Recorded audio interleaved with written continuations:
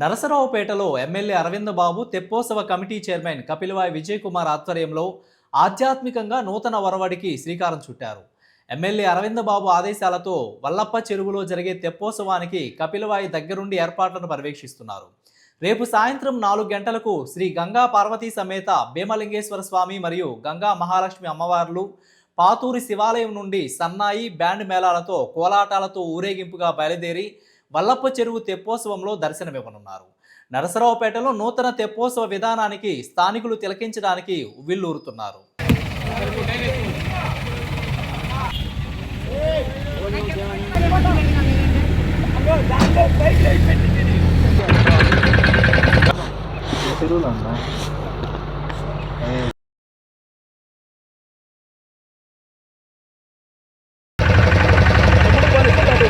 నరసరావుపేట పట్టణంలో వల్లప్ప చెరువు అనేది చాలా అందరికీ కూడా తెలిసిన విషయమే. గంగా పార్వతీ సమేత భీమలింగేశ్వర స్వామి యొక్క గుడి ఇక్కడే ఉంది. మరి ఆ తల్లి ఆశీస్సులతోటి ఇవాళ మన నరసరావుపేట పట్టణంలో ప్రజలందరూ కూడా ఎంతో సంతోషంగా ఉంటున్నారు. మరి ఇటువంటి కార్యక్రమంలో 50 ఏళ్ళుగా ఇక్కడ తెప్పోత్సవం ఇంతకుముందు జరిగింది 50 ఏళ్ల క్రితం.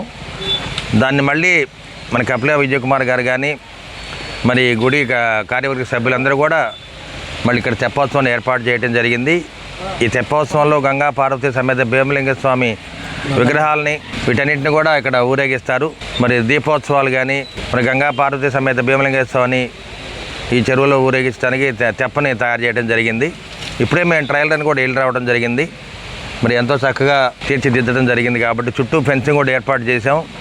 భక్తులు కూడా ఈ ట్యాంక్ బండ్ నుంచి కూడా దాన్ని వీక్షించవచ్చు. లైటింగ్ కూడా ఏర్పాటు చేయడం జరిగింది.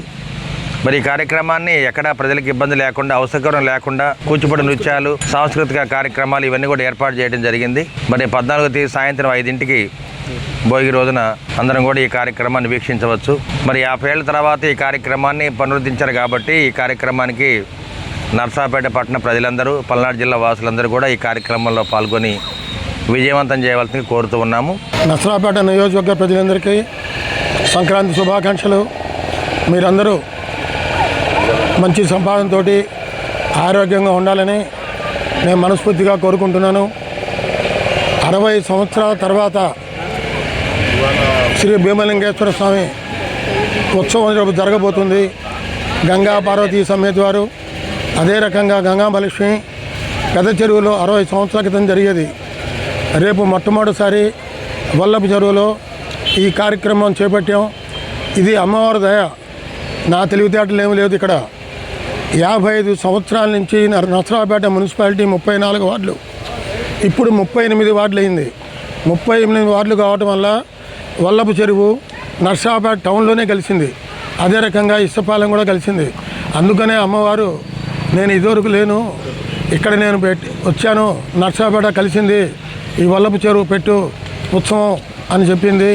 దీనికి ప్రజలందరూ రేపు తిలకించి తీర్థప్రసాదం తీసుకునేందుగా కోరుతున్నాను. ఈ కార్యక్రమం అంతా ఎమ్మెల్యే అరవింద్ బాబు గారు, ఎంపీ కృష్ణదేవరాయలు గారు, అధికారులు అందరూ 4 రోజుల నుంచి వచ్చి ఆ కార్యక్రమాన్ని ఏ రకంగా దిగ్విజయం చేయాలి, ప్రజలకి ఇబ్బంది లేకుండా చేయాలి, గంగా మహాలక్ష్మి ఆశీస్సులతోటి ఏవి లేకుండా జరగాలని మనస్ఫూర్తిగా నేను కోరుకుంటున్నాను.